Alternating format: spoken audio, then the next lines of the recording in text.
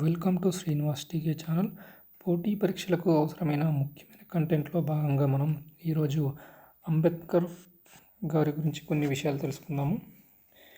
ఎందుకంటే ఈరోజు డిసెంబర్ 6, 1956న అంబేద్కర్ గారు మరణించడం జరిగింది. ఇదే క్రమంలో మనం వీరి గురించి ముఖ్యమైన అంశాలు తెలుసుకుందాము. అంబేద్కర్ గారు 1891 ఏప్రిల్ 14న జన్మించడం జరిగింది.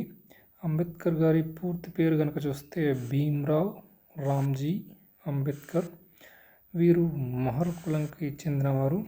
అంబేద్కర్ గారి యొక్క బిరుదులు కనుక చూస్తే ఆధునిక మను, భారత రాజ్యాంగ పిత, రాజ్యాంగ రూపకర్త, బాబాసాహెబ్. వీరి యొక్క కొన్ని పత్రికలు కనుక చూస్తే ముక్ Naik, బహిష్కృత Bharat, Janata.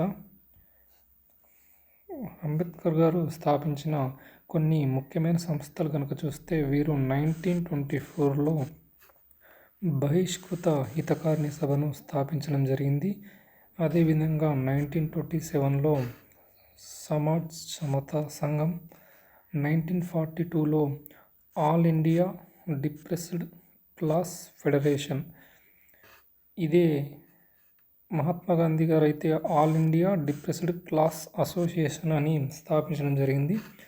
1945లో peoples education society అనే సంస్థను స్థాపించడం జరిగింది. అంబేద్కర్ గారు రచించిన కొన్ని పుస్తకాలు కనుక చూస్తే అందులో ముఖ్యమైనవి the evil of caste system, Gandhi and Gandhism, annihilation of caste, the untouchables, Pakistan and partition of India, castes in India, waiting for visa.